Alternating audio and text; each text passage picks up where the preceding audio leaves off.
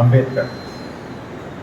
అంబేద్కర్ రాజ్యాంగ స్ఫూర్తి ఈరోజు భారతదేశంలో లేకపోతే పేదవాడు ఇంకా కడు పేదవాడుగాను, ధనవంతుడు ఇంకా జమీందారుగాను వెలిగి ఉండే రోజులు మనకి కళ్ళ ముందు ఉండే. అలాంటివన్నింటినీ సర్వ సమానం చేస్తూ, అంటే నేడు ప్రభుత్వాలు కొంతమంది పాలకులు అనుకుంటున్నట్లుగా ధనవంతులు ట్యాక్స్ కడితే ధనవంతులకే వాడాలనే సిద్ధాంతం తప్పు.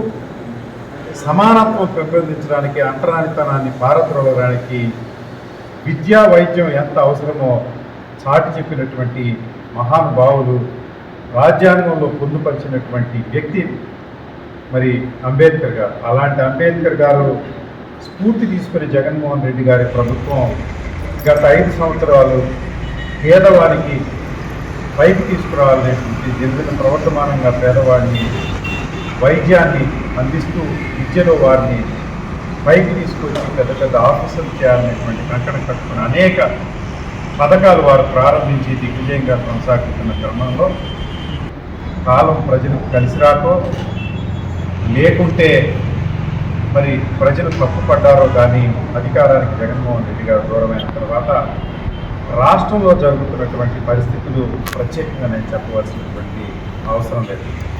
స్థానికంగా రాగద్వేషాలతో ఈ ప్రభుత్వం పనిచేస్తూ ఇది వైఎస్ఆర్ కాంగ్రెస్ పార్టీ కార్యకర్తల మీద, అదేవిధంగా సామాన్య ప్రజానైకత్వం మీద అనేక దౌర్జన్యపూరితమైనటువంటి కార్యక్రమాలు, ఆస్తులు ఆక్రమించేటువంటి కార్యక్రమాలు జరుగుతున్న క్రమంలో అది మించిపోయి, పరిమితి దాటిపోయి నేడు విజయవాడ నడిబొడ్డున ఉన్నటువంటి మరి భారత ప్రజలకు ఒక ఆశాదీపంలాగా, ఒక దేవుడిలాగా రాజ్యాంగాన్ని ప్రజానీకం కోసం ఒక నడవడిక నేర్పినటువంటి ప్రజానీకానికి కావాల్సిన రాజ్యాంగాన్ని తీసుకొచ్చినటువంటి అంబేద్కర్ విగ్రహం మీద దాడి జరగడం అనేది ఇది క్షమించరాని నేరం.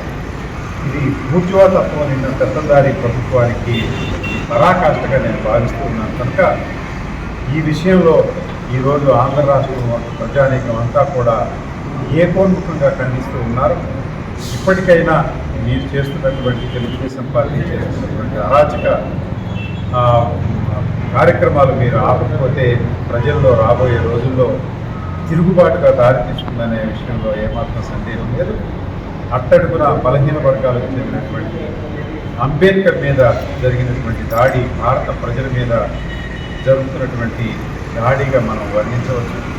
కనుక విజయవాడ మహానగరంలో అంతటి మహోన్నతంగా ఈ విగ్రహాన్ని తీర్చిదిద్దిన జగన్మోహన్ రెడ్డి గారికి మరొకసారి నేను తెలియజేస్తూ నేడు ఆ విగ్రహం మీద జరిగినటువంటి దుశ్చర్యని తీవ్రంగా ఖండిస్తూ రాష్ట్ర ప్రజలు ఇది గమనిస్తూ ఉన్నారు. సమయం వచ్చినప్పుడు ఖచ్చితంగా పాలకులకు సమాధానం చెప్తారని తెలుగుదేశం ప్రభుత్వం ఇప్పటికైనా కూడా ఇలాంటి కార్యక్రమాలు ఆపవలసిందిగా నేను వారికి మనవి చేస్తూ, ఇలాంటి కార్యక్రమాల పట్ల వైఎస్ఆర్ కాంగ్రెస్ పార్టీ ప్రతి క్షణం స్పందిస్తుందని, అదేవిధంగా నేడు పొందూరు నియోజకవర్గంలో గ్రామాన ఈ కార్యక్రమాలు నిర్వహించే కార్యక్రమాలు జరుగుతూ ఉన్నాయి. అదేవిధంగా వైఎస్ఆర్ కాంగ్రెస్ పార్టీ కార్యాలయంలో కార్యక్రమాన్ని కార్యకర్తలందరికీ నా హృదయపూర్వక చేస్తూ సెలవు తీసుకుంటాను.